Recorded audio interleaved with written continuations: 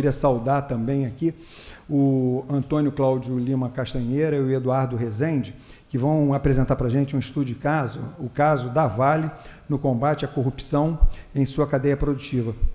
Eu queria dar só um destaque aqui ao Eduardo Rezende. Por favor, esteja aqui presente. Bom, pessoal, boa tarde.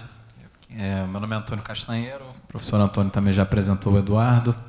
Nós viemos aqui para falar com vocês sobre uma das ações que a Vale administra, né, num tema que tem cada vez mais tido relevância no cenário Brasil e exterior, né, que é a parte de combate à corrupção.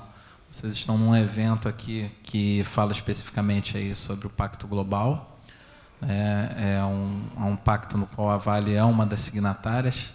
Isso é de extrema relevância para as empresas que têm uma visão de sustentabilidade. Porque quando a gente fala em sustentabilidade, não é só aquela parte de meio ambiente, a parte de comunidades, do local onde a gente está inserido, mas se fala também sobre sustentabilidade de postura, de comportamentos, do que a gente deixa, né, para as gerações seguintes. Então, acredito que a grande maioria aqui é de estudantes, e é muito bacana a gente ver que tem essa disponibilidade, as pessoas estão se colocando mais para ouvir sobre o tema de corrupção. É um sinal positivo de que a gente acredita, de que a gente persevera e de que a gente pode estimular a ter mais pessoas do lado de cada muro, ou seja, pessoas que vão atuar nesse dia a dia, né, de uma forma ética. Para você passar o slide. Bom, para a gente falar da Vale, né, que não é aquela Vale que às vezes só aparece ali na propaganda, num comercial de 30 segundos, é importante, né, para os administradores que lidam, às vezes vem balanço, vem a parte de gestão, conhecer um pouquinho da empresa. O pessoal que é empregado da companhia costuma dizer, olha, a gente acha que a Vale é grande, mas você só consegue saber de verdade o real tamanho dela quando você está nela, quando você vivencia, quando você olha uma planta, quando você está numa localidade, quando você vê as pessoas que estão por trás da Vale, né, os fornecedores, os clientes, as comunidades onde a gente atua. Então, eu trouxe aqui alguns números um pouco técnicos pelo público, né? Então, a Vale, em números de 2011, ela está presente hoje em 37 países, são cerca de 195 mil empregados e terceiros, né? Então, e mais os dependentes dessas pessoas. Então, quantas pessoas, né, vivem do que a gente faz ali no dia a dia e para quem a gente entrega. Há um tempo atrás apareceu um comercial da Vale que dizia: é possível transformar minério em sonho? E aí você via uma pessoa andando de bicicleta, né, que tinha ganho uma bicicleta no Natal e era um pedido dela. É possível transformar minério em vida? E aí você via o obstetra tirando uma criança, né, criança nascendo, e com um instrumento que ele estava usando de aço, que é um derivado do minério de ferro. Então você vê que essa atividade, né, embora a mineração as pessoas tenham uma imagem um pouco negativa, é possível você fazer tudo isso com consciência e sustentabilidade. E é necessário ao nosso dia a dia. Bom, são 242 bilhões em ativos, né? Então, equipamentos, plantas, reservas minerais. 103 bilhões foi o total da receita no ano passado. Desses 103 bilhões, 38 bilhões foi o lucro líquido. Então, uma margem que a gente pode dizer aí que é uma margem boa para se trabalhar. É uma empresa de capital aberto, possui ações negociadas na Bolsa de Nova York, no Bovespa, em Hong Kong, na Bolsa de Paris e de Madrid. Hoje a Vale é a maior produtora mundial de minério de ferro, a segunda maior produtora mundial de níquel, e ainda atua nas áreas de pelotas, manganês, ferro-ligas, carvão, cobre, fertilizantes, logística ferroviária e naval, siderurgia e energia, além de reservas naturais e áreas de proteção ambiental. Então, uma empresa que ela procura diversificar o seu leque de atuação e contribuir com a sociedade nos seus mais distintos pedidos. O nosso departamento, eu aqui estou representando a diretoria de segurança empresarial e mais à frente eu explico a vocês por que esse assunto fica dentro da área de segurança empresarial. Ele é representado por uma diretoria com 4 gerentes gerais que a gente chama de gerentes gerais operacionais. São pessoas que atuam na segurança propriamente dita, pessoas que lidam com aquela segurança que a gente comumente conhece do dia a dia das operações. Então, a proteção de pessoas, de ativos, né, que trabalham ali na parte de identificação, de portaria. E tem 2 gerências gerais, que são as 2 lá da ponta, eu estou naquela primeira caixinha, que são as gerências gerais que a gente chama de gerências corporativas, que são gerências que atuam na parte normativa e que atendem a produtos para os nossos clientes internos, sejam eles os 4 gerentes gerais com as suas estruturas, sejam eles as outras diretorias que recebem os serviços provenientes do que a gente faz. Então, vou falar um pouquinho sobre a minha gerência geral, rapidamente. O Eduardo, a primeira caixinha, que é o meu gerente de área que está aqui me acompanhando, cuida da parte de planejamento e controle de todas as apurações que a gente faz. Então, quando a gente fala de combate à fraude, né, e quando isso nasce, seja de uma fonte, de uma denúncia que você recebe, ou seja, de algum trabalho de inteligência que gera da tua proatividade e não da passividade do recebimento de uma denúncia, isso é produzido pelo Eduardo, pela equipe dele. O planejamento, eles fazem também o controle, para que a gente possa prover a alta administração de relatórios gerenciais que deem uma velocidade de resposta na tomada de decisão. Então, poder chegar e dizer, olha, o que está tendo mais problema, onde está tendo mais fraude, qual é o produto, é pneu fora de estrada, é combustível, é peça de veículo leve que tem fácil atravessar de interceptação, o que está tendo problema, em que localidade, então você consegue prover um headcount adequado para cuidar daquela estrutura, ou qual é a falha no processo que pode estar acontecendo, e isso gera uma sinergia grande com a auditoria da empresa. Tem a parte de planejamento, suporte e gestão, que é um outro gerente que cuida, que é a parte toda dos contratos da diretoria, o orçamento, toda a parte financeira. Então, ele é como se fosse um administrador da diretoria, ele cuida da gestão econômica. E tem a parte de projetos, inovação e segurança global também, que é a parte de sistemas de segurança. Então, vai desde a parte de identificação, de uso dos crachás, vai a parte de câmeras, a parte de controles de acesso, das catracas, das roletas, né? Então, é a manutenção disso, é o que tem de inovação em relação a isso, né? E demais projetos que a gente atua.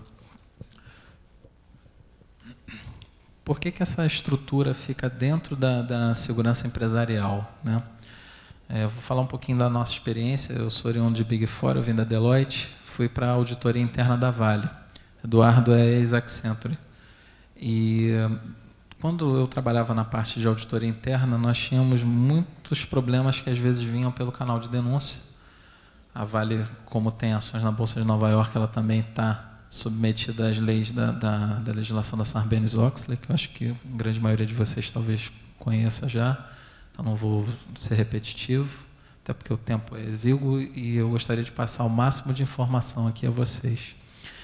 Então, desses trabalhos, a gente sentia que a figura da auditoria interna, que é extremamente relevante à organização e que cuida dos principais riscos dessa organização, ela tem uma subordinação direta a um conselho de administração, que é um órgão que acompanha as decisões da alta administração, ou seja, do presidente, da diretoria executiva e do board de executivos que comandam a companhia. Contudo, ela, por ser uma área de controle, é uma área que ela também tem um recurso finito. Se não é o core business, ou seja, não é uma empresa de auditoria propriamente dita, você não pode botar 1000 auditores dentro de uma companhia que às vezes não vai, o custo do controle vai ser maior do que o benefício que ele vai gerar. E, ao mesmo tempo, por ser um departamento que tem essa parte nobre, né, de reportar os grandes issues da companhia, ele tem também muitos assuntos, principalmente numa empresa desse tamanho, com que se preocupar, que são igualmente relevantes. Só que quando você lida com números macro, como o que a gente mostrou aqui, os assuntos pequenos, às vezes, são maiores que o faturamento de muitas empresas. Então, quando a gente fala, por exemplo, do orçamento da área da Vale no Espírito Santo, em Vitória, somente em Vitória, Se lá fosse uma prefeitura, seria o terceiro maior orçamento de uma cidade no Espírito Santo. Só perde para o orçamento da própria prefeitura de Vitória e da prefeitura de Vila Velha. Então é como se a gente estivesse falando do terceiro maior município do Espírito Santo. Então o orçamento executado lá, ou seja, os serviços que são contratados lá, a execução, a quantidade de empresas terceiras que prestam serviço lá, de movimentação de gente, de veículos, é muito grande. E isso, às vezes, não pode ser só o objeto de uma auditoria. A auditoria ela vai estar preocupada, por exemplo, compramos navios, então como é que se deu essa compra, como é que foi o processo de compras. Então, a gente costuma dizer assim, é o tronco do negócio. Mas tem uma série de galhos que são igualmente importantes, que precisam ser vistos e precisam ser assistidos à alta administração em tempo hábil para que eles possam corrigir. Ou seja, não esperar somente um relatório de auditoria, ou então vir alguma demanda do Conselho de Administração, olha, lemos aqui o relatório, tem isso, façam. Então tem uma série de coisas que acontecem no dia a dia, daqueles 195 mil profissionais que eu falei para vocês, que não podem esperar 200 ou 300 trabalhos, tem coisas que são contínuas. E a companhia sentia falta de uma área que pudesse lhe prover essas informações para que ela pudesse agir em tempo real. Então, eu saí da auditoria, a gente montou essa área, não sabia ainda onde poderia ficar essa área chegou à conclusão que ela deveria ficar dentro da área de segurança empresarial, porque tem uma reputação muito positiva em relação a isso, tem uma capilaridade muito grande, porque está em todos os sites. Se você pensar no escritório, tem um profissional da segurança empresarial lá. Se você pensar numa mina, você tem um profissional da segurança empresarial lá.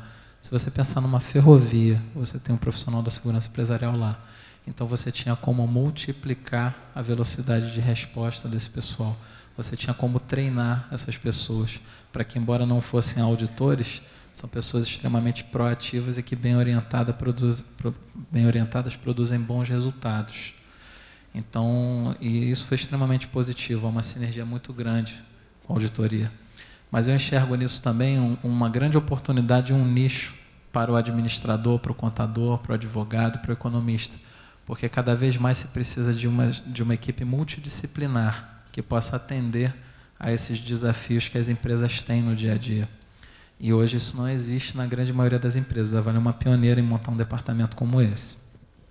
Então, algumas características do modelo de gestão são essas, por isso foi a opção da gente ficar dentro do Departamento de Segurança Empresarial. Não vou aqui reler cada uma, porque certamente enquanto eu estava aqui falando, vocês também aproveitaram para dar uma olhada e ver o total. Mas tem a parte de interação com comunidades também, que a gente acaba tendo muitas informações que vêm dessas comunidades, situações que acontecem ali no dia a dia. E tem uma vocação muito grande para a prevenção de perdas e atitude como departamento na recuperação desses ativos.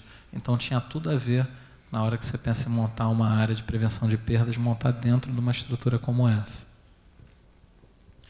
Como eu já falei para vocês, nós somos signatários lá do Pacto Global, então, não obstante todas as questões éticas, até por uma questão de sermos signatários, a Vale também se compromete a cumprir os 10 princípios do Pacto Global. E está lá no 10º, combater a corrupção em todas as suas formas, inclusive extorsão e propina.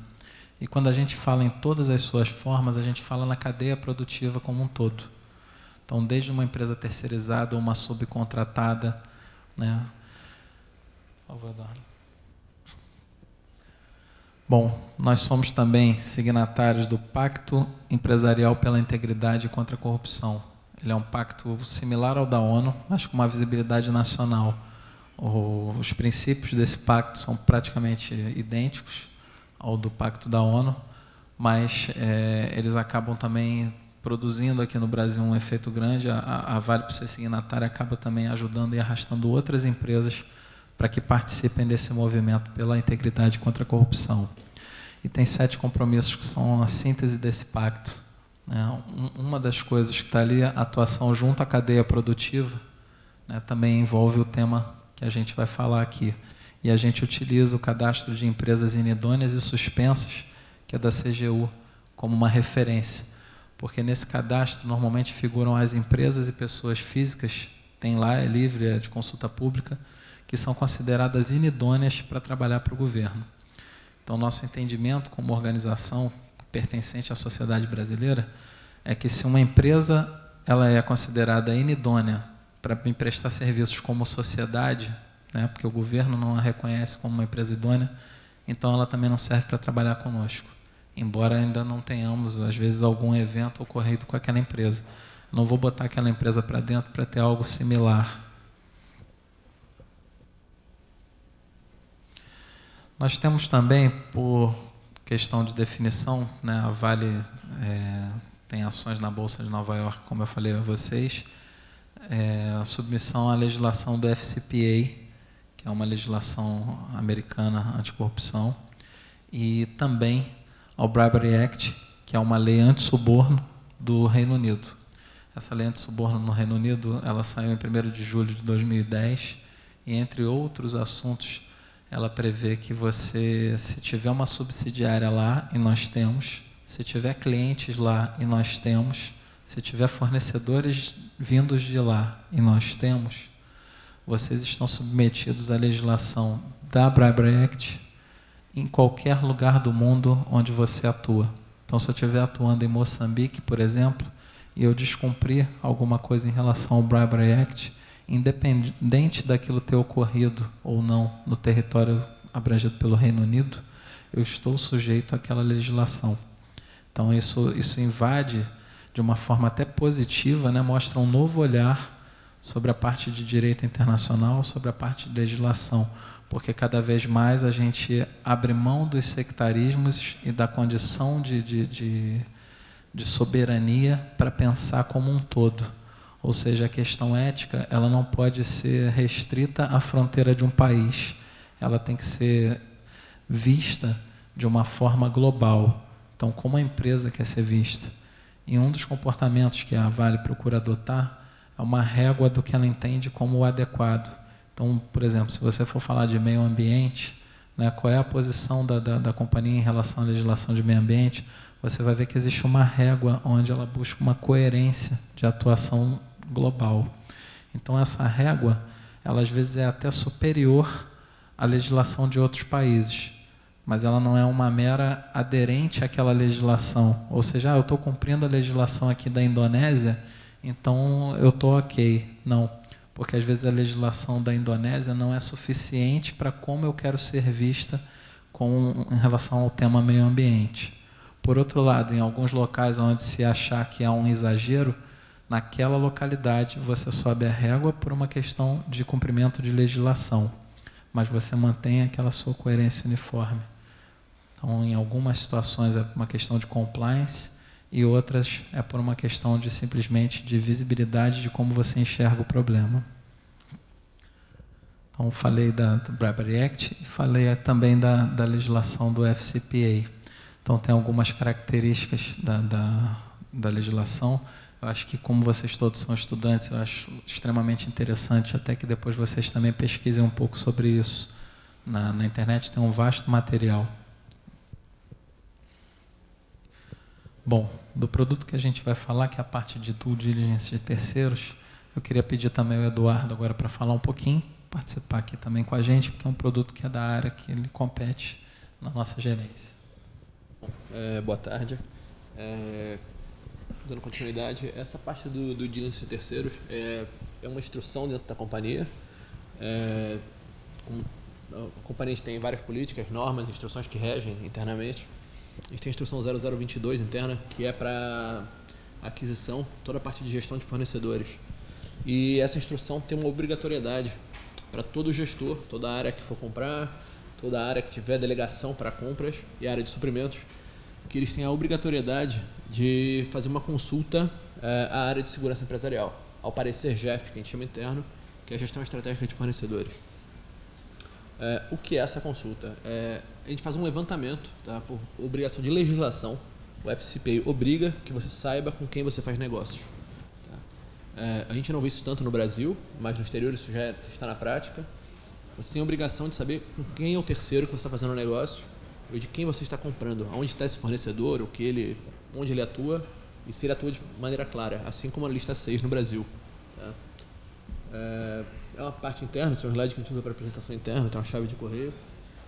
E o que a gente está buscando aqui? É na contratação e subcontratação de empresas, tem os principais riscos, tá? É a parte de imagem, processos e regulamentações. Quanto à imagem, por mais que seja um pouco claro, eu acho importante reforçar, você tem perdas recorrentes por conta da instituição estar exposta por algum problema decorrente à corrupção. Então, se eu tenho um fornecedor, alguém que está fazendo um cadastro na companhia para fornecer ou para ser um contratado ou subcontratado da empresa, e ele, por algum motivo, está envolvido com lista de empresas inidôneas, casos ilícitos de corrupção, suborno, trabalho escravo, trabalho infantil ou prostituição infantil, que seja, esse fornecedor imediatamente ele é bloqueado, ele é barrado, ele não é cadastrado dentro da companhia. Tá? Você ter o seu nome vinculado a isso, você tem perdas consideráveis e não é o que a Vale busca.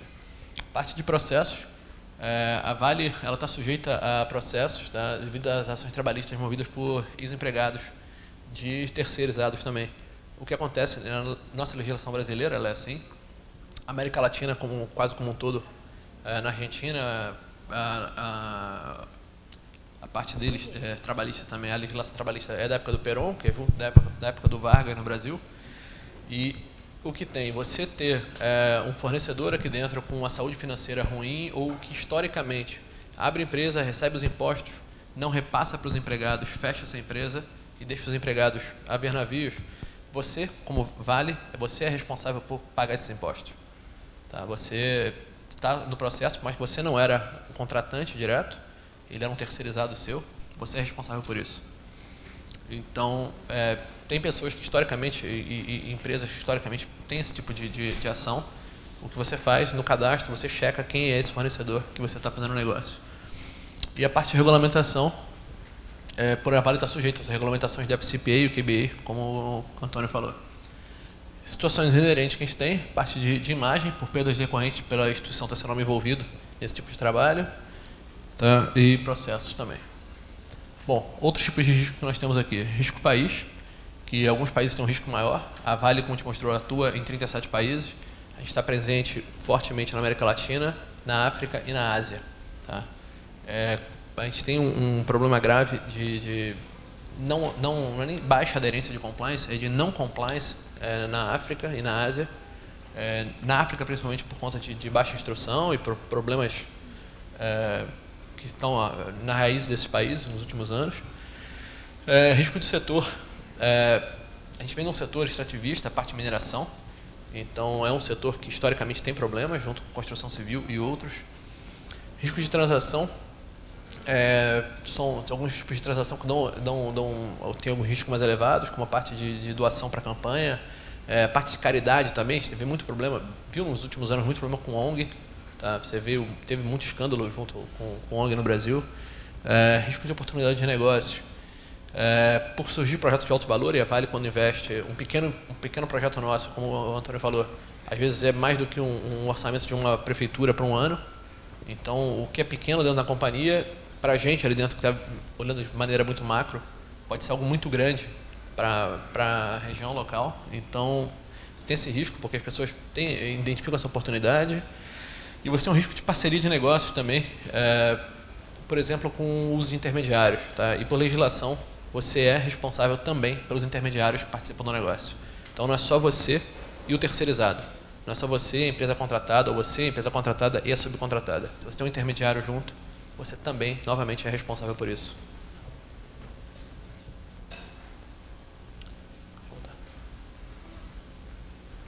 Não, quer passar. Pode falar. Bom, tá, aqui é o relatório de sustentabilidade da companhia. Tá, ele é público, ele está no site da Vale, está no site do GRI também. O que é isso? São todos os dados da companhia em relação à sustentabilidade do último ano. E aí, quando a gente fala de sustentabilidade, a gente está pensando em meio ambiente, relação com a comunidade. E muitas vezes a gente esquece do 10º item do pacto, que é a corrupção, que é o combate à corrupção. O relatório da Vale tem esses dados. Tá? Tem os dados, nesse caso, é o relatório de 2012, então é até 2009, 10 e 11.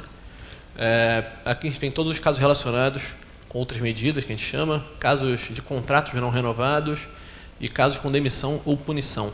Tá? Não é tão comum isso em empresas brasileiras, a gente gostaria que fosse, a gente preza por isso, a gente dá palestra, a gente vai em outras empresas, abre as portas para benchmarking, para grupos de estudantes que queiram entender, que queiram compreender melhor o processo, porque a gente entende que é essa forma que a gente pode contribuir não só para o meu acionista, mas para a sociedade como um todo. Então, são dados públicos, novamente, vocês podem buscar essas informações. Tá? A gente não tem o detalhamento, mas tem uma consolidação aqui. E são as principais diferenças do FCPA e do QBA. Em relação a esse quadro, só para a gente não se estender muito, nós vamos disponibilizar depois o material, então todos vocês vão ter acesso ao conteúdo. Então tem algumas diferenças ali que a gente considera como as principais entre a legislação, e isso é importante para que a gente conheça, sobretudo para cada site onde a gente atua. Então isso envolve diversas frentes, inclusive até a nossa forma de trabalhar. Ou seja, se eu apuro uma fraude num determinado país, o que eu posso fazer que é legal naquele país e o que eu não posso fazer que naquele país é ilegal. O que eu posso fazer, por exemplo, aqui no Brasil, que tem jurisprudência, e o que eu não posso. Então, você também tem essa questão territorial e é importante você conhecer e saber as diferenças entre elas, porque você sabendo essas diferenças, você tem condições, de fato, de fazer um bom trabalho. Bom, como sempre, né, nós não somos os donos da verdade, então a gente também procura se basear sobre aquilo que existe hoje no mercado, em termos de que forma esses estudos podem nos prover. E aí eu queria aproveitar aqui também a presença de vocês como estudantes e pedir que vocês não percam a característica de pesquisa acadêmica. Isso é fundamental para as empresas, porque isso às vezes é o que baliza o norte para que nós possamos entender e verificar na experiência, ou na pesquisa, ou na forma como foi conduzido um determinado trabalho, saber o norte que a empresa deve tomar. Então, eu participei de um evento da CVM, da Comissão de Valores Imobiliários, estava até conversando com o professor Antônio Andrade sobre isso, há um tempo atrás, e a CVM falava sobre o rodízio das empresas de auditoria, que é uma coisa que é obrigatória, e todo mundo critica e diz, olha, mas só o Brasil e a Itália fazem isso. Bom, se a gente partir do princípio de dizer o seguinte, uma pessoa que não é da sua empresa, né, um prestador de serviço, ou seja, ele recebe para fazer aquilo ali, e ele fica na sua empresa 30 anos, certamente ele vai pegar alguns vícios, né? É igual a nossa empregada doméstica, né? A fulana já é da família, né? Então, a empresa de auditoria externa, se ela também ficar 30 anos dentro de uma empresa, ela também já passa para fazer parte da família, não é isso, professor? E aí, fazendo parte da família, peraí, vai prejudicar a nossa empresa, né? Essa informação pode prejudicar a nossa empresa, né? Porque, afinal, ele recebe também sobre a prestação daquele serviço. Então, também, num ambiente de boas práticas, isso não é o legal, né? Se as empresas de auditoria estivessem fazendo serviços de consultoria sobre isso, elas diriam certamente que isso daí não é um benchmarking, não é uma boa prática, né? Mas, por outro lado, ninguém apresentou para a CVM nenhum estudo, não fizeram nenhum estudo acadêmico sobre qual é o ideal, né? Se é o rodízio a cada 5 anos, se é não ter rodízio, como muitos criticam, por que não ter, né? Ou ter num intervalo maior. Qual é a alternativa? Não tem. É uma das carências de pesquisa. Então, assim, não parem de pesquisar, porque isso é muito importante para tudo aquilo que a gente vivencia e que se desdobra para nós como sociedade. Vocês, se não são investidores na Bolsa de Valores, devem ter os pais de vocês ou alguém que vocês conheçam que faça investimentos lá. E as pessoas não investem porque o porteiro escutou falar e diz, olha, bota um dinheirinho lá na Petrobras que, ó, tá bom. O Banco do Brasil tá legal, né? O taxista falou comigo. Ou uma outra pessoa de origem mais humilde, olha, compra Vale está subindo para caramba. Estão falando de questões históricas, subiu lá atrás, né? Eu costumo dizer que o para-brisas ele é maior do que o retrovisor, porque a gente tem que olhar mais para frente do que para trás. Então, a gente não deve se basear só no fato histórico. Então, o fundamentalista, quem conhece os conceitos daquela empresa, que é o verdadeiro investidor, não é o especulador. E para que você tenha o verdadeiro investidor, o cara que é fundamentalista, você precisa pesquisar, olhar o balanço, ver as demonstrações contábeis da empresa, o relatório da administração, saber os investimentos, a política da empresa, qual é o entendimento do negócio, os riscos ao que ela tá submetida, a legislação, que ações judiciais ela está passando naquele momento. Então, tudo isso é importante. A pesquisa é muito importante como orientador, e na nossa área não poderia ser diferente, para que a gente saiba e possa utilizar adequadamente os recursos, o orçamento que nos é dado. A gente precisa focar aonde a gente entende que são os grandes problemas. E as pesquisas, às vezes, ajudam a dizer aonde são os grandes problemas.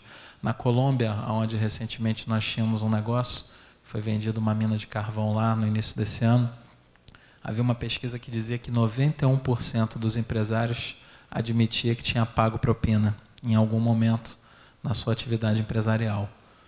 Só faltou dizer assim, olha, 9% mentiram, porque 91% é uma margem muito grande. Então, já te dá um cenário de um comportamento em relação ao país. É cultural? Qual é a origem lá? E a pesquisa começa a te dizer isso daí. Então, a gente utiliza algumas fontes de pesquisa. Uma delas que eu trouxe aqui para vocês é um estudo de transparência internacional feito no ano passado. É um ranking elaborado por essa ONG e fala sobre empresas ou setores que foram considerados imunes à corrupção. Então, nenhum país foi considerado imune à corrupção. E esse histórico da pesquisa ainda é considerado pequeno, né? Por isso que ainda não identificou melhorias. Mas se você olhar ali, quanto mais alta a nota, aquilo é a nota de melhor aluno em corrupção.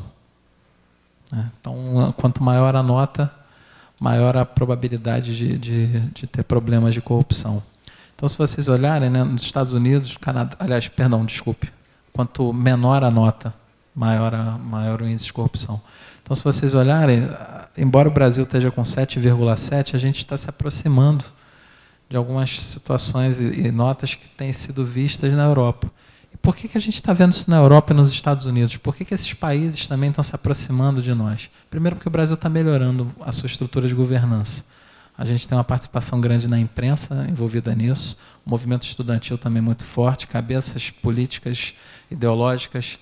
Né? Hoje você tem mais acesso à informação, a internet ajuda muito isso. Também distorce um pouco, mas positivamente ela acaba ajudando muito, as pessoas passam a ter opinião, tem aumentado a quantidade de pessoas com nível superior, então isso tem aberto um pouco o horizonte. E, ao mesmo tempo, esses outros países têm passado por adversidades econômicas, então são mais suscetíveis a pagar algum tipo de propina para que não percam um contrato, para que não diminuam a receita, porque aquela região está em crise. Vamos lá.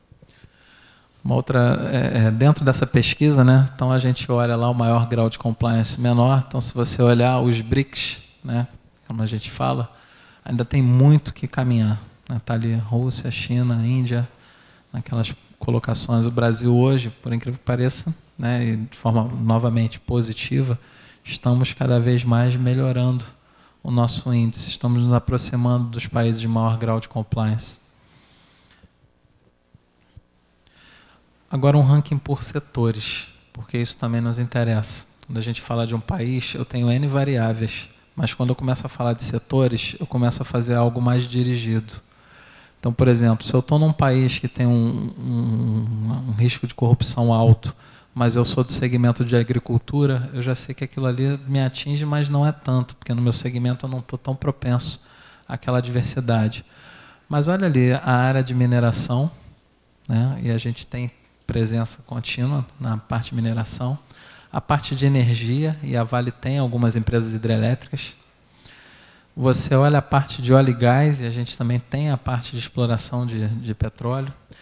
Você vê a parte de serviços, e nós somos grandes contratantes de serviços de empresas terceirizadas. E você olha também a parte de contratos públicos e construção. Então, são os convênios, né? São ações de relacionamento, patrocínios, e às vezes também a parte de construção civil, são as obras, os projetos, os investimentos que a companhia está fazendo para que possa ter crescimento no Brasil e no mundo. Então, tudo aquilo ali nos remete, né, a parte de indústria pesada também. Então, tudo aquilo nos remete a dizer o seguinte, olha, o nicho onde a gente está atuando ele é altamente suscetível à parte de corrupção. Então, mais um drive para que estejamos mais ainda alertas.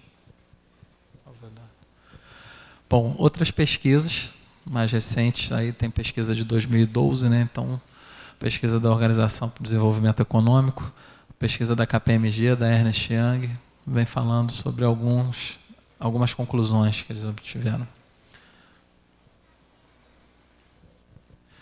Aqui eu pedi também para constar na apresentação, no material que a gente vai compartilhar. Então, apenas para que vocês conheçam de uma forma, num quadro, né, mais fácil de digerir essa informação grande, o escopo, a responsabilidade, a competência e as especificidades de cada legislação. Então, você tem o Bribery Act, lá no Reino Unido, que eu já falei, o FCPA, mas eu pedi para isso aqui ficar um pouco mais à frente, fora daquela apresentação, porque a gente também está falando, né, em termos de Brasil, de um projeto de lei, que é o projeto de lei da 6826 de 2010, ele está em análise no Congresso Nacional. É como se fôssemos fazer uma legislação similar à do Reino Unido e à dos Estados Unidos sobre a parte de corrupção. Então, o escopo dela é a prática de atos lesivos à administração pública nacional ou estrangeira. Ela responsabiliza civil e administrativamente a pessoa jurídica envolvida. E aí tem um tema, por que ela ainda é projeto de lei?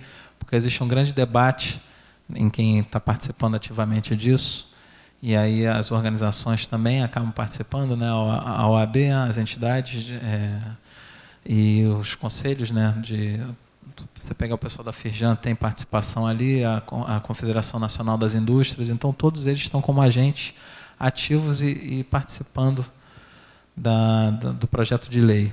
E uma das coisas que está sendo discutida é por que só envolve a pessoa jurídica, porque não o agente público também, né? Que a gente vê tanto problema na parte do Congresso que é legislar, e aí é importante também que ele também volte contra si, com aquilo que ele, como legislador, também cometeu, ou que alguém da área da administração pública venha a cometer. Então, a competência são os atos praticados por pessoas jurídicas, e isso também está em discussão, porque também se quer colocar os atos praticados por pessoa pública. Então, você pegar um ministro de Estado, por exemplo, ele também deveria se submeter a esse projeto de lei, a legislação anticorrupção. E a parte de especificidade, né, que prevê desde a aplicação de multas à pessoa jurídica, a declaração de sua idoneidade, a suspensão das atividades ou até mesmo a sua dissolução compulsória. Para vocês terem uma ideia, esse projeto de lei ele prevê um percentual de multa, a multa seria um percentual sobre o faturamento das empresas. Então, tem uma discussão muito séria sobre isso, porque se por um lado, né, a gente vai ter, lógico, corrente sempre falando, que bom, não sei o quê, porque tem que afetar o bolso do cara. Por outro lado, você não tem uma equidade de ações, porque é como se você fosse fazer uma multa comissionada, e o objetivo aqui não é uma área de vendas. Então, é você fazer o papel do agente inibidor da corrupção, mas que também você não possa fazê-lo de forma desmedida e aquilo virar uma indústria. E aqui temos alguns exemplos de identificações de pendências que nós fizemos em alguns trabalhos do que a gente vem atuando. A Vale tem hoje para mais de 10 mil fornecedores, só falando em termos de fornecedores, e a gente atua em fornecedores, em clientes, em pessoas físicas que ingressam na companhia para prestar serviço, em joint ventures que a Vale faz. Então, são mais de 10 mil empresas que a gente atua ali no dia a dia, sejam que estão ingressando no cadastro para prestar serviço para nós, seja na manutenção do cadastro, estão renovando algum contrato ou não, seja no acompanhamento das suas atividades de execução dentro da companhia, quando você às vezes identifica uma fraude na execução de um serviço, e o cara já estava lá prestando serviço, ou seja, até na desmobilização da empresa.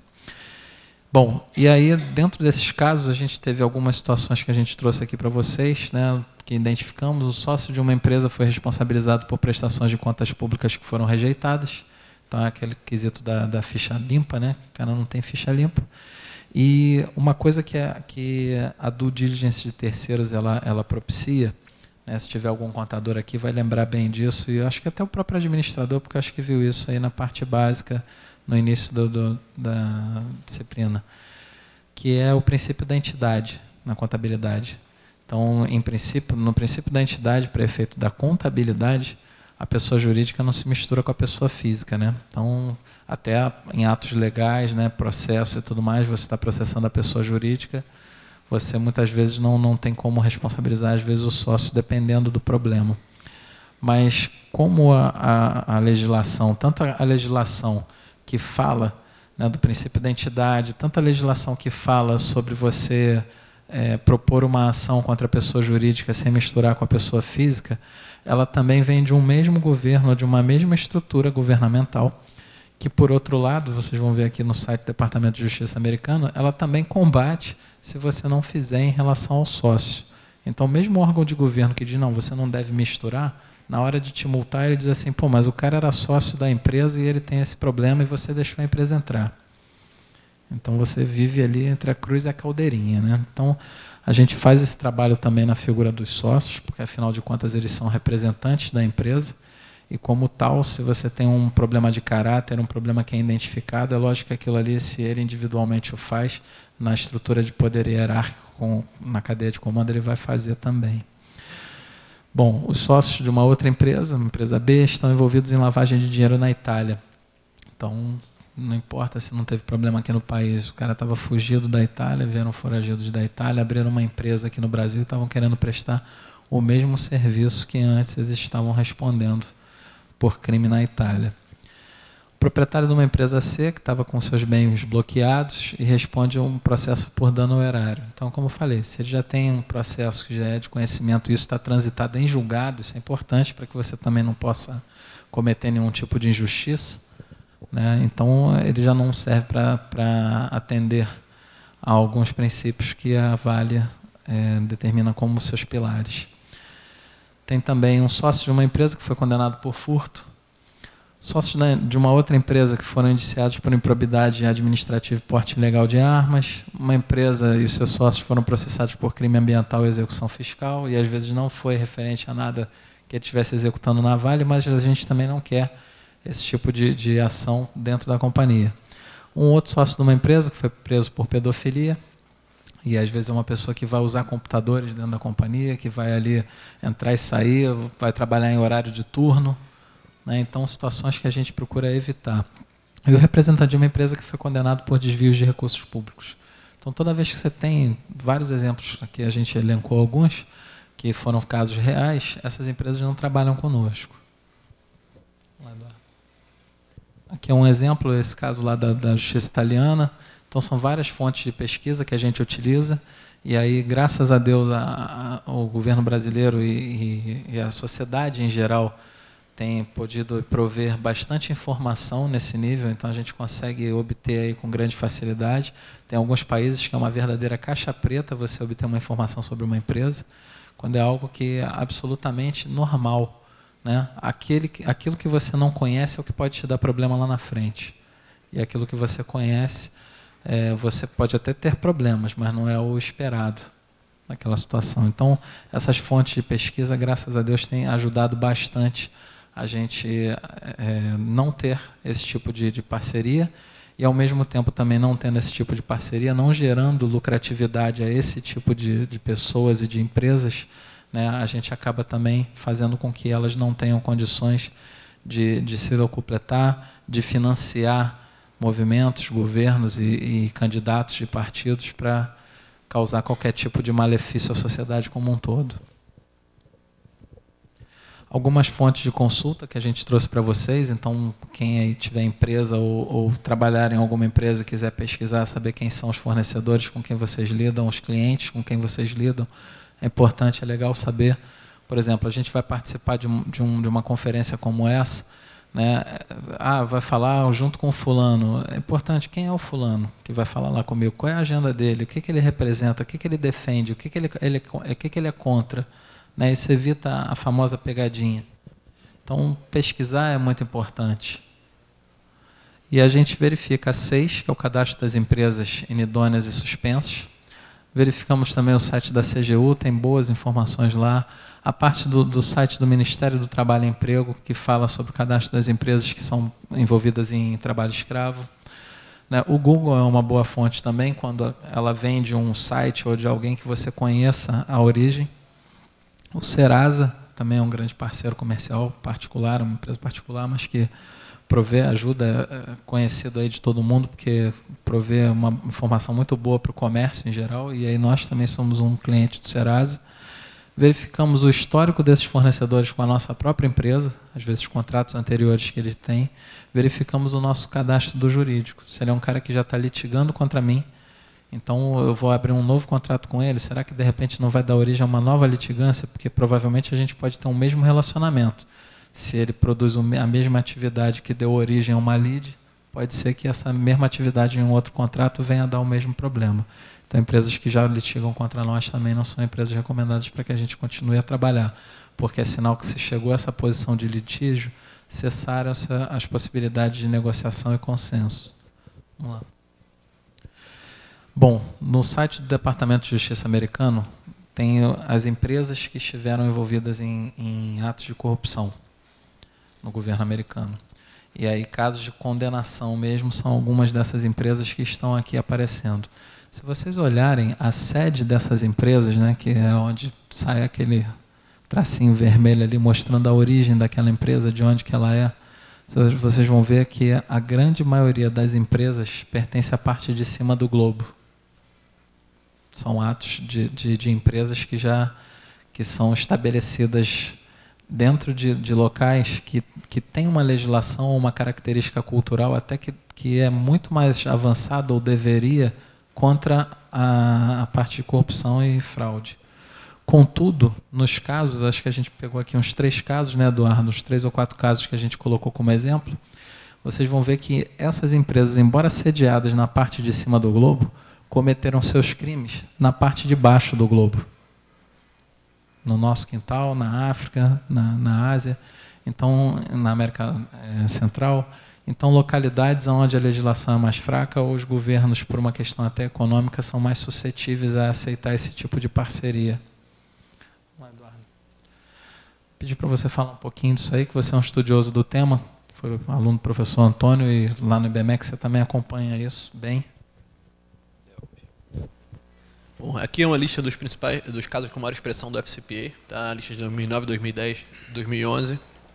Apenas para ilustrar, a gente vai entrar em 4 casos agora. Esse caso da SNC Lavalin é uma empresa canadense, é uma das maiores empresas construtoras não só do Canadá, mas da América do Norte. Tá? Ela tem 28 mil funcionários, 22 subsidiárias em 36 países. O que aconteceu com essa empresa? Ela teve a recente demissão do seu presidente e dos seus principais executivos, principalmente na área financeira, tá? Por atos de corrupção, fraude e lavagem de dinheiro. Ela teve uma aprovação de pagamentos indevidos pelos executivos na área de 56, no porte de 56 milhões de dólares para o pagamento. Alô? Para o pagamento justamente desse aeroporto de Benghazi, na Líbia. Tá? E foi provado que ela tem ligações com o regime do ditador Muammar Gaddafi. No momento, o ex-CEO e o CFO estão presos na Suíça por conta desse problema. Ele também, a gente foi identificado pelo DOJ, que eles identificaram essa consultora canadense que foi contratada pela SNC para organizar a saída da família do Gaddafi da Líbia, tá, com os documentos falsos, para fugir para os países vizinhos. E ela, historicamente, tinha problemas de corrupção. Tá? Ela tinha problema na Índia e em Bangladesh. O que aconteceu com isso? Esse é o caso, esse é o gráfico das suas ações, assim que essas notícias foram divulgadas. Tá? Os investidores, atualmente, ela é uma empresa canadense, os investidores de Montreal estão processando a SNC em 1,5 bilhão de dólares, tá? Alegando a responsabilidade de seus executivos pela queda de 20% dos preços das suas ações. Tá? Então, são de situações como essa que a gente tem tratado aqui. E aqui são alguma parte de alguns jornais locais reportando o problema. Novamente, são dados públicos, estão no site do Departamento de Justiça americano, tá? Todos esses dados.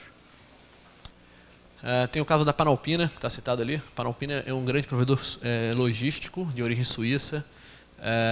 Provado que ela e mais 6 ou 7 fornecedores admitiram um pagamento de propina. A Panalpina em 27 milhões de dólares. Tá? Em países como Brasil, Angola, Azerbaijão, quase sempre América Latina, África, Leste Europeu, tá? E um pouco da Ásia. A maioria desses casos vão encontrar situações como essa, ou países em conflito também. Então, as 6 empresas, junto com a Panalpina, concordaram em pagar 236 milhões de dólares em multas por conta de corrupção. Tá?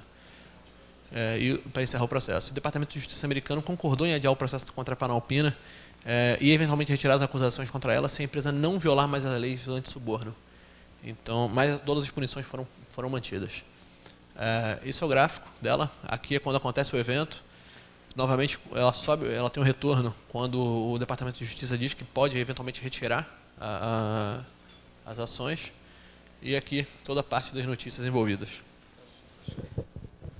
Acho que aqui vale a pena ressaltar, né, que embora tenham outros fundamentos econômicos que também envolvem, logicamente, a participação acionária, né, na bolsa dessa empresa, como é que dois eventos, né, não pode ser coincidência, mais uma coisa que eu acho que vale a pena a pesquisa da classe estudante, é identificar se foi somente isso, porque empiricamente o nosso entendimento é que, se você olhar, a partir do momento que foi denunciada a situação, as ações da empresa caem.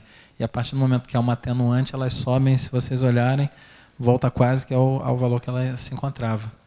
Mas quando diz que serão mantidas as punições, retornam, que vai afetar o balanço em cerca de 236 milhões de dólares.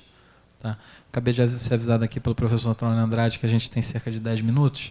Então, até os outros dois exemplos a gente vai deixar no material para vocês. Só pedir o Eduardo aqui para passar rapidinho.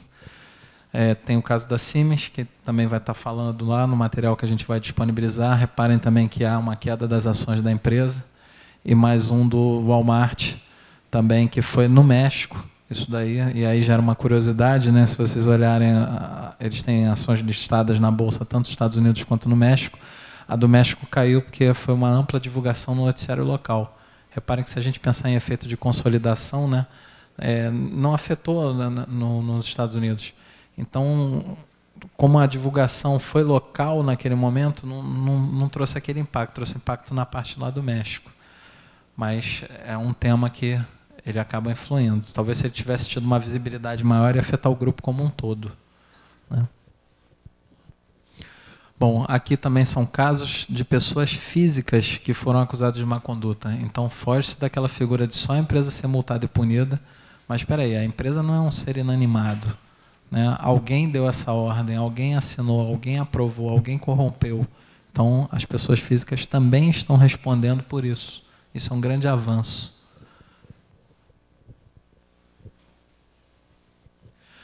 Bom, e eu pedi para acelerar justamente porque, como a gente está falando sobre o estudo de caso da Vale, tem outras ações que a Vale toma além da parte do diligência de terceiros. Então, o que mais a Vale faz para prevenir perdas, né, para combater a corrupção em toda a sua cadeia produtiva. Então, a gente tem um modelo de prevenção de perdas, né, a gente faz treinamentos presenciais, então faz treinamentos que a gente disponibiliza de prevenção à fraude, principalmente para os gestores de contratos, que são as pessoas que lidam diretamente e fazem um relacionamento ali com a outra ponta.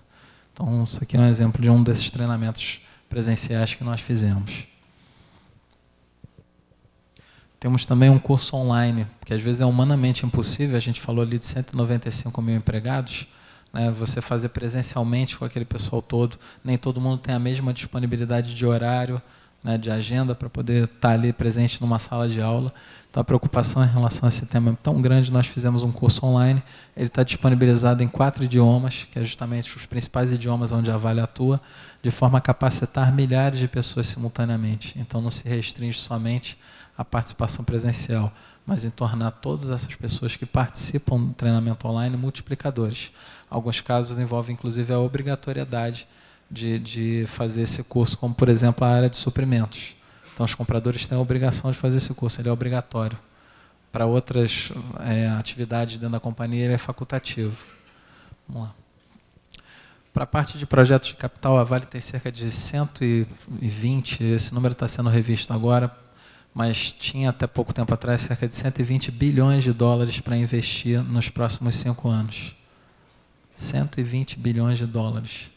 Há pouco tempo atrás, isso era o total das reservas brasileiras no Banco Central. Então, é um valor muito grande. Se a gente parar para pensar que as pesquisas em geral dizem que cerca de 8%, 7%, dependendo da indústria que você atua, do que está registrado no balanço como custeio ali ou como despesa, é proveniente de fraude, E aí vai desde uma majoração de um contrato, de um superfaturamento, até um recibo de táxi, né? Tudo isso compõe esses 7%. Imagina 7% em cima de 120 bilhões de dólares. É muito dinheiro. Então, tem muito trabalho para ser feito.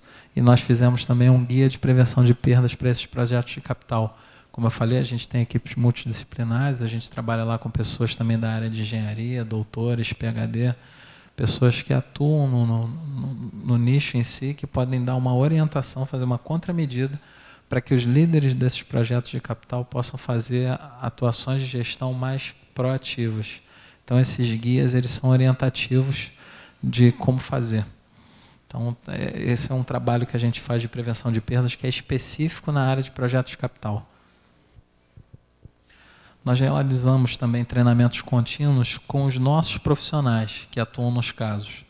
Então, ali, por exemplo, a gente está falando sobre um caso que nós detectamos, que a gente identificou, como que a gente fez o trabalho, como que a gente conseguiu chegar naquele problema identificado. Por quê? O que é o problema numa determinada localidade, em Carajás, por exemplo, eu posso estar tendo o mesmo problema ocorrendo em Minas Gerais, em uma das minas da Vale. Então, é importante que os outros profissionais que atuam lá naquela localidade sejam capacitados e entendam o que a gente identificou, aquilo seja compartilhado, para que eles possam também, voltando às suas bases, verificar se está tendo coisa igual nos seus sites e vice-versa. É uma troca muito grande de informações entre essas equipes. E além dessa parte volta só um pouquinho, além dessa parte de técnicas de apuração de fraudes e técnicas de entrevistas, né, a gente também faz um compartilhamento de cases, mas principalmente treinamento também sobre direitos humanos. Porque de nada adianta a gente atuar com uma motivação muito nobre se para atingir esses objetivos a gente fizer uso de meios ilegais. Então você se torna igual. E entre eles está também o respeito ao outro, a pessoa com quem você está entrevistando, a pessoa que você está apurando a fraude. Né? Então, essa parte de direitos humanos também é bastante difundida, para que a gente não se torne igual. Tem também um aumento da segurança eletrônica, uma daquelas caixinhas que eu falei que está debaixo lá da minha gerência, faz essa parte de projetos, que provê as gerências operacionais que elas montem centros de controle e realizem um monitoramento contínuo em todos os sites da Vale no mundo. Então, para vocês terem uma ideia, isso daí não é uma simples câmera que fica ali acompanhando o movimento. Isso é uma câmera que, às vezes, ela identifica um furto que pode estar ocorrendo, né? Ela identifica uma ação que aconteceu e aí você volta a fita e verifica quem foi, quem era e tal. E, às vezes, ela te ajuda. Por exemplo, vou lembrar aqui um caso. Botaram uma escavadeira com uma especificação muito menor do que a que foi contratada e estavam medindo o valor pago pelo valor do contrato, que era de uma escavadeira com uma especificação mais robusta. Então, é como se fosse você botar uma escavadeira que você pagava R$2.000 a hora, mas, na verdade, a escavadeira que entrou para prestar o serviço é uma escavadeira que, a valor de mercado, você pagaria R$500 a hora. Porque ela é de uma especificação inferior, ela carrega outras coisas. E aí o serviço já aconteceu. Como é que você faz? Então, você identifica lá que, porque passou na portaria, né, o ativo entrou para prestar o serviço. Então, você volta a fita, você tem lá no documento de portaria que dia que aquele material entrou, que aquele ativo entrou. E a câmera de filmagem mostra qual era a escavadeira. Então, é o que a gente chama de batom na cueca, né? O cara diz assim na medição, não, eu estou cobrando aqui, mas olha, a escavadeira que prestou serviço era essa aqui mesmo, de boa qualidade. Negativo, a gente tem aqui uma filmagem que mostra que aqui entrou foi uma outra. Então, você começa a utilizar os meios em benefício da prevenção de perda e do combate a esse tipo de atitude, às vezes de um gestor da companhia ou de alguma empresa contratada. A gente também utiliza um banco de dados de apurações, então essas apurações elas ficam registradas sistemicamente para que elas possam ser revisitadas e até para que você pegue situações onde o indivíduo que é um fraudador, um ex-empregado que é um fraudador que sai da companhia, abre uma empresa, né, um CNPJ, ele é o acionista daquela empresa, ele quer prestar serviço para a gente. Porque o cara que é fraudador, ele quer continuar depois gravitando onde ele tem aquela rede de relacionamento, aquela coisa toda, então ele tenta de alguma forma, já que ele está queimado como pessoa física, abrir uma empresa para trabalhar. E a gente também consegue fazer esse tipo de amarração sistêmica. A gente elaborou também um código de conduta de fornecedores, que ele é distribuído pela nossa área de suprimentos, mas que teve lá o nosso dedo para montar, né? E ele é distribuído também em 4 idiomas, dizendo aos fornecedores a forma com que a gente espera que eles tenham uma boa conduta dentro da companhia ou quando executam algum serviço relacionado à Vale. Então, em momento nenhum, eles podem alegar que eles tinham desconhecimento em relação a algum cumprimento que era esperado da parte deles. E, por último, também, né, tem casos que a gente não tem como evitar, né, tem os que a gente tenta evitar e tem os que a gente não consegue. E os que a gente não consegue são os que a gente chama de crises. E aí, crises dentro de um conceito mais amplo, e aí não envolve só a parte de corrupção, é tudo aquilo que é capaz de paralisar o processo produtivo. Então, nós antigamente tínhamos uma paralisação do processo produtivo a cada 24 horas, se eu não me engano, né, Eduardo? E depois da criação dessa área, passamos a ter uma paralisação do processo produtivo a cada 60 horas. E paralisação do processo produtivo numa mina que funciona 24 horas, aquele trem que não partiu, não volta mais, você não consegue repor. Aquele navio que não embarcou, você não consegue repor. E aquilo influi de tal maneira, influi até na balança comercial brasileira. Então, influi na vida de todos nós. Então, é muito importante você ter uma ação em relação a isso. E até depois fazer uma revisita no pós-crise, qual foi a causa das causas daquilo ali para que aquilo não aconteça. Então, a gente também tem uma área que é dedicada a isso, que é um farol de alerta para esses problemas críticos, às vezes antes que eles aconteçam.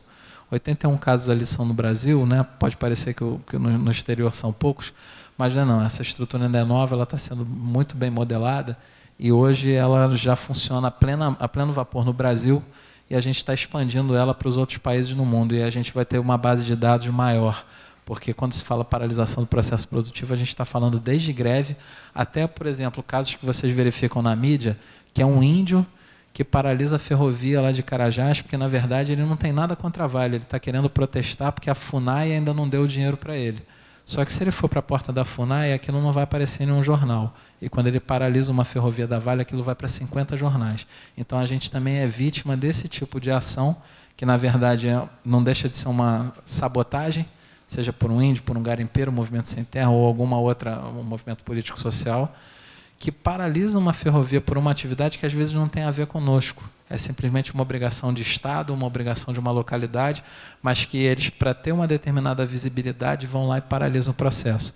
Então, esse tipo de movimento, às vezes, presta um desserviço, não só à nossa empresa, mas tudo aquilo que deriva da empresa. Porque o navio, né, quando você desembarca o minério lá, você manda pelo trem, mas o trem não volta vazio. Esse trem ele volta trazendo combustível para os postos de gasolina das cidades do interior do país, ele volta trazendo abastecimento de outros produtos e que você acaba prejudicando as pessoas que moram nessas localidades. Então, a gente também tem uma ação, porque ferrovia, por exemplo, que é o exemplo que eu estou dando muito aqui, é uma concessão. Então, é um benefício que o Estado nos concede que a gente tem a obrigação, como brasileiro, de cuidar com carinho. Pessoal, eu espero que tenha atendido ao objetivo de vocês aí, de trazer um pouquinho da nossa experiência, das nossas dificuldades, da nossa realidade e poder também compartilhar um pouquinho aí da ideia de vocês em relação a isso. Tá? Muito obrigado pela atenção e paciência de vocês.